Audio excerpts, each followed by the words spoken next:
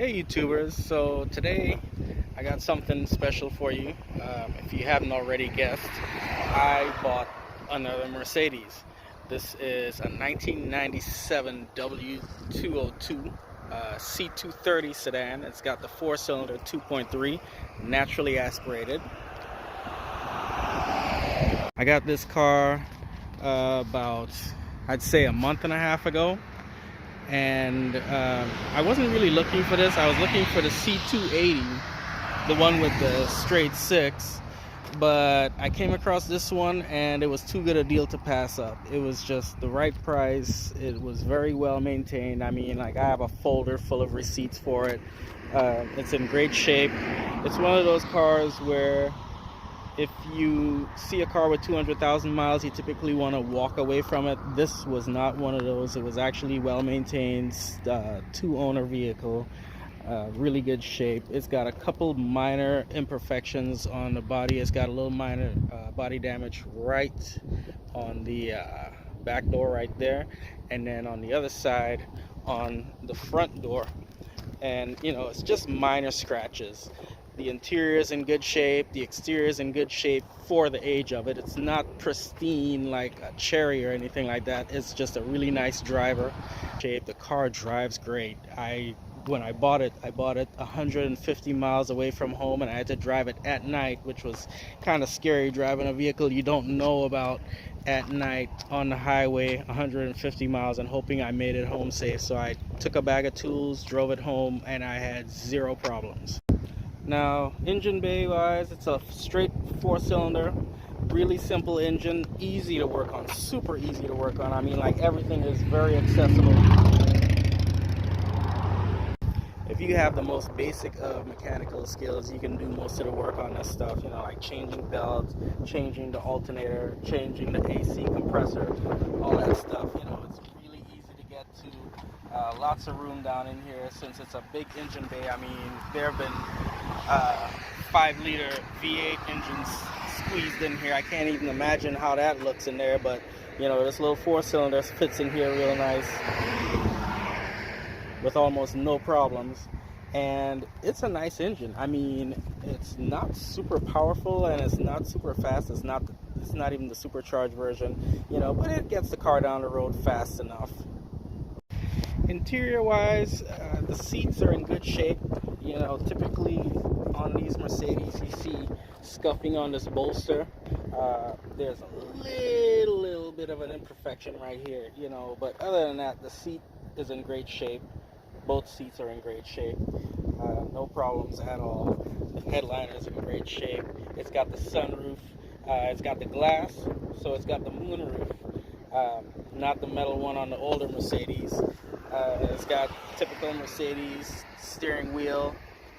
Got automatic climate control. If you watch my other video, you saw I installed a CD player. The CD changer controller is down there, but it's no longer of use. So you got one touch up down on the front window. No, one touch down on the front windows, and power windows all around. Power mirror. Got power trunk release.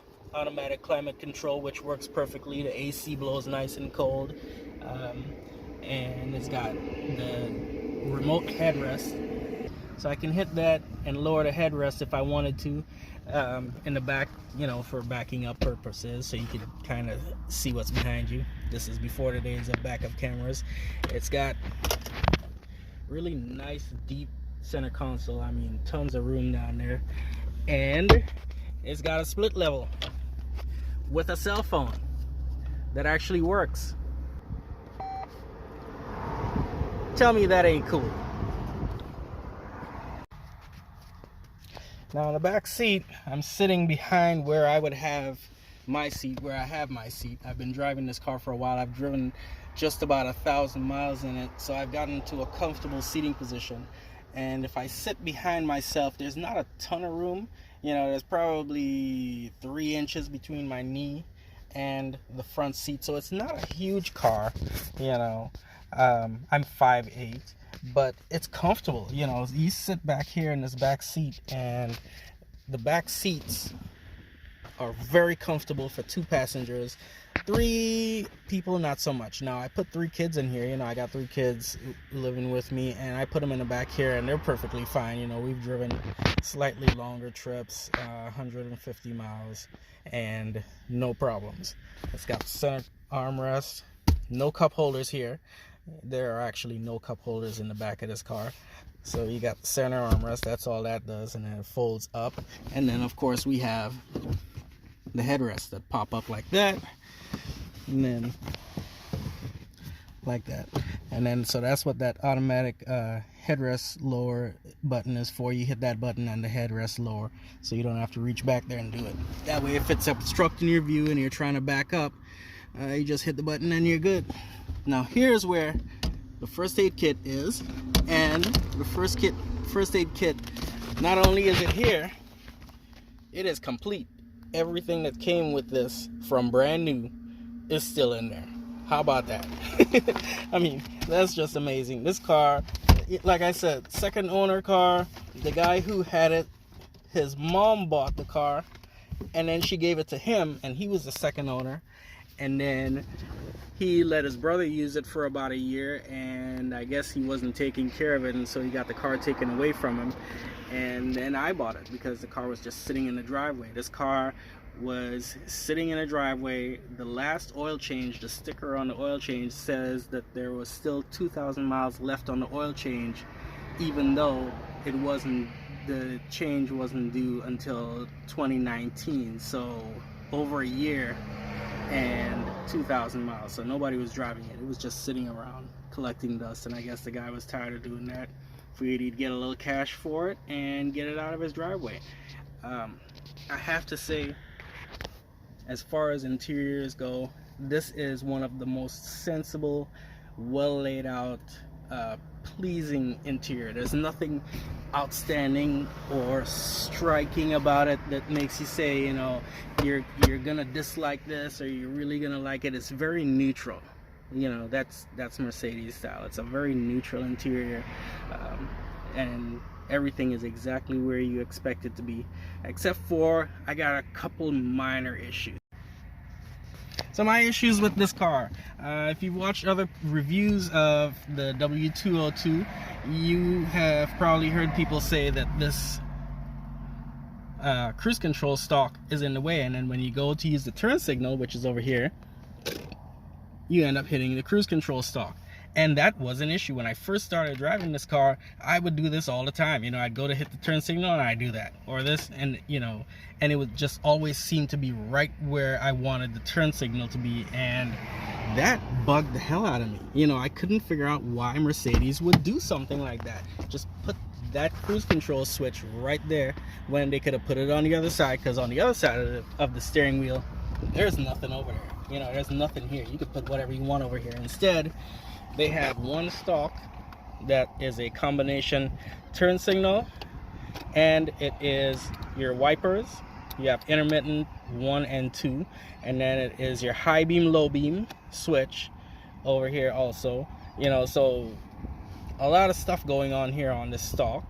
And then up here is your cruise control. There is no way to turn the cruise control off, which I've always wondered why you have an off switch for a cruise control. I mean, if you're using it, it's on, and if you're not using it, then by default it's off. But this one does not have an off switch. You just hit up when you're driving and it sets the speed, or you hit down while you're driving and it sets the speed. And this actually works on this car. So this was one of my issues. I was like, I don't understand why they would do something like that. That's kind of crazy. The other issue I have is my power window controls. So with the car in park, yeah, this makes perfect sense. But when the car is in drive and the lever is right here, then when I want to put down the passenger window, I have to reach around it. I have to reach around the shifter lever to get the passenger window down, which not a big deal. I don't put it up or down very often. It just seems like a strange place to put it. They should have just grouped them all down here, a little bit out of the way, and make life a little bit simpler. The other thing that I have an issue with is the glove box. This has got to be the smallest glove box in the history of glove box stuff. There is enough room in here for the owner's manual. Okay, this is your owner's manual. It came with it. It's got all the books in here and everything in the car care guide, and actually the business card from the guy who sold the Mercedes to them and all that good stuff. And then once you put that in there, there's probably room for a pair of gloves. I mean, like, I could barely fit, I can't even fit my hand in here to touch the back of the glove box with this owner's manual in here. That's how small this glove box is. You're not putting anything in here, okay? And then we have the problem with the key fob, and I'll show you what the problem is with the key fob. This is your Mercedes key, and it has one button on it, lock and unlock. That's all you get.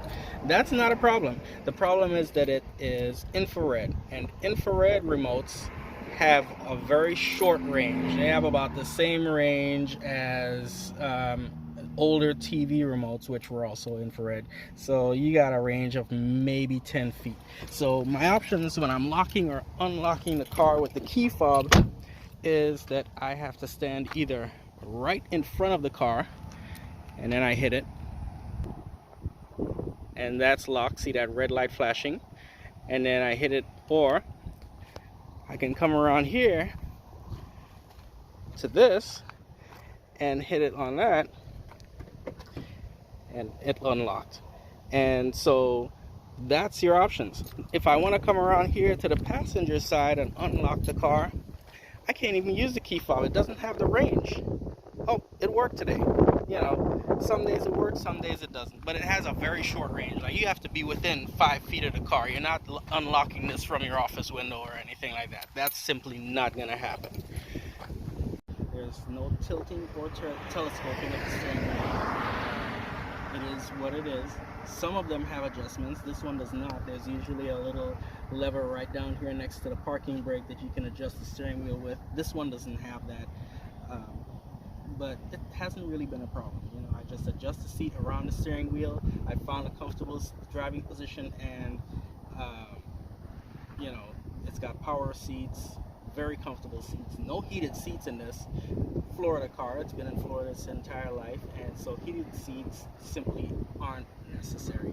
It has power seats on the door in Mercedes fashion, and it even has power headrests that go up and down with the touch of a button. And this is on the driver and the passenger side. No memory, just power seats. You know, my 300E had memory seats, which was cool, but this doesn't have that. Not really a problem, since I'm the only one who drives it. So, you know, wherever I put it, that's where it's going to be when I get back in the car. That being said, this has got to be one of the most comfortable cars I've ever owned. I think it's definitely not the most comfortable car, but it's in the top 5. You know, driving this car, especially on the highway, is an absolute joy. It's just a really nice drive. It's got a 4-cylinder, so you get a little bit of a vibration at idle. In fact, I think it vibrates a little more at idle than it should. I think there may be some kind of underlying mechanical issues, but with that said, let's take it for a drive. You'll see what I mean. Getting into this car, starting it up. It's an old Mercedes, but it still feels very Mercedes-like. It's a really nice driving experience. It's a nice ownership experience. It makes you feel, I don't know, it makes you enjoy driving the car. That's what I would say. It makes you feel like you enjoy driving the car, and I do enjoy driving this car.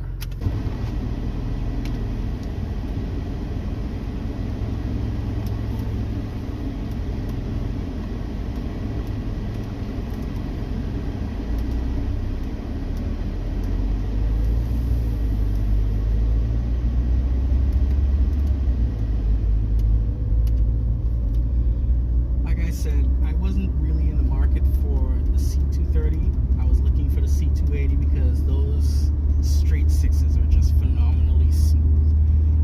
But driving this, I have to say, I'm pleasantly surprised. If you've never driven a C230, if you've never driven a 4-cylinder Mercedes, I would highly recommend that you give it a try. It doesn't feel very 4-cylinder-like. It doesn't give you that rough idle, and even during hard acceleration, it doesn't give you that that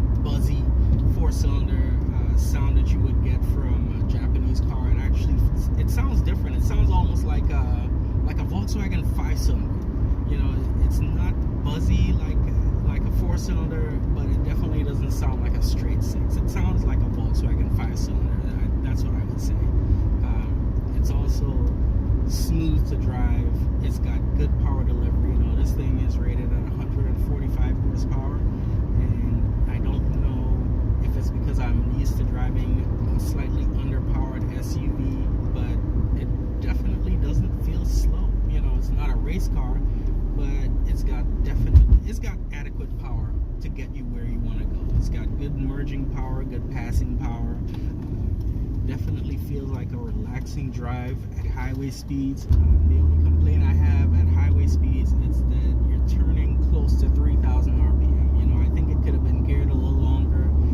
At 2,200 RPM, it feels a lot more relaxed, and it definitely doesn't need to be spinning that high. It's got adequate power that it would be able to drive just fine at 2,500 RPM. You know, but that's just me, I think, being nitpicky. This particular car idles rough. I think there's a mechanical problem because when you stop and the car is just sitting at a stoplight, it shakes. And so that is not an attribute of the car itself, it's an attribute of this specific car where it just, I don't know, it idles rough. Now, visibility, amazing. You know, this was when cars were shaped like cars. They weren't shaped like gently used bars of soap. And so, you know, you find on modern cars, the trunk is almost the height of the back windshield. So trying to look out the back of the car and reverse is pretty much useless on newer cars. Whereas this one, the trunk is pretty much the same height as the hood. So you can look out the back and back the car up and feel confident that you're not going to run over a pedestrian or anything for that matter. You know, whatever you see out the back, that's pretty much what's back there. It feels kind of washy, you know, the tall 195/65 series tires definitely feel washy. I'm gonna have to put some sportier tires on these. I might put the 17s that I had on my 300E on this, or I might even go for some 16, but it definitely would do with some lower profile tires to improve the handling feel. You know, if I had never really driven a newer car with lower profile tires, I might have been fine with this, but knowing the potential that this car has, I think I'm definitely going to have to address that. To summarize, this is a car that if you don't mind doing minor repairs yourself, you know, like changing brakes, changing oil, if an alternator goes out, changing that, things of that nature, if you don't mind doing minor repairs yourself, this would actually be a great car to buy and own. You know, if you can get one that was well maintained, a W202 that had been taken care of. I've heard other people who review older cars always tell you to buy the nicest one you can afford. That is definitely the case in something like this. Buy the nicest one you can afford. You know, if you find one that's really raggedy and run down, you don't really want to get into it because there can just be so many issues that it would be frustrating to own it. You know, you'd always be chasing your tail fixing stuff with it. If you get one that's been fairly well maintained, that drives nice, and you just have to do some upkeep, maybe some minor repairs on it at the time of purchase, I would say go for it. You know, the fuel mileage, I was worried about the fuel mileage, is okay. You know, it was what was expected of a car in the late 90s. By today's standards, it really isn't that great, but it's okay. The car drives nice, it handles okay, you know, it does everything okay. But the whole is definitely greater than the sum of its parts, because if you analyze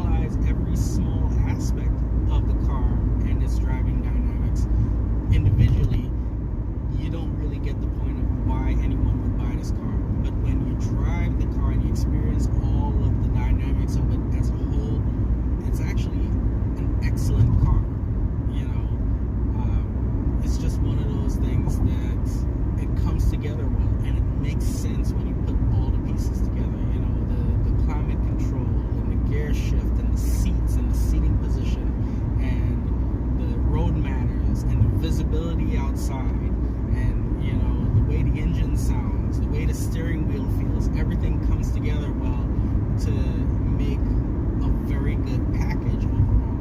And now in 2020, this is a good package. I can just imagine how amazing this car was in 1997. You know, 25 years ago, this car was probably phenomenal, you know, by 1997 standards. By today's standards, by 2020 standards, I would choose this over most new cars. You know,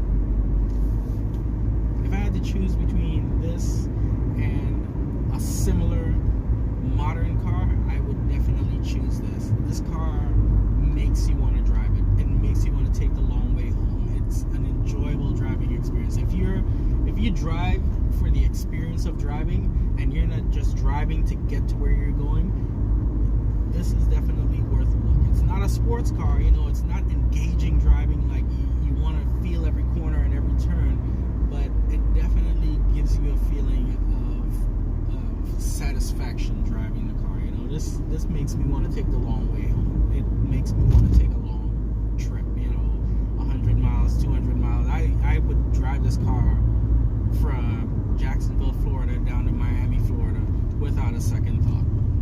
I would have no problem doing that at all. You know, it's a really nice, well put together car. This is not everybody's car.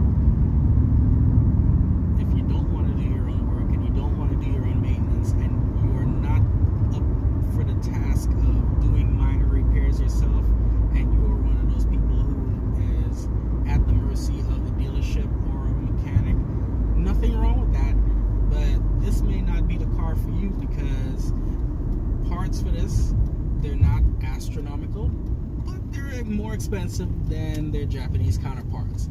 You know, mechanics, you'd find that a lot of mechanics don't even want to work on this car. It's not hard to work on, you know, it's not special or anything like that. It's a 4-cylinder, but a lot of mechanics tend to steer away from it, and they don't want to deal with the hassle of working on one of these cars, so that might also be an issue. So these are things that you definitely want to keep in mind if you're thinking about getting one of these cars. If you want a really cheap car to get from point A to point B, steer clear of this, because this car is not that. I'm not saying that it's expensive to fix, and I'm definitely not saying that it's a problem child, but I am saying that you are going to have to maintain it. You're going to have to maintain it properly. You're going to have to buy parts for it when they break. You're not going to be able to just rig stuff together and just hope for the best. You know, that's not what this car is. If you do that, you would have a very unpleasant ownership experience, and it will be a short ownership experience. You'll either end up selling it or ruining it in a short space of time.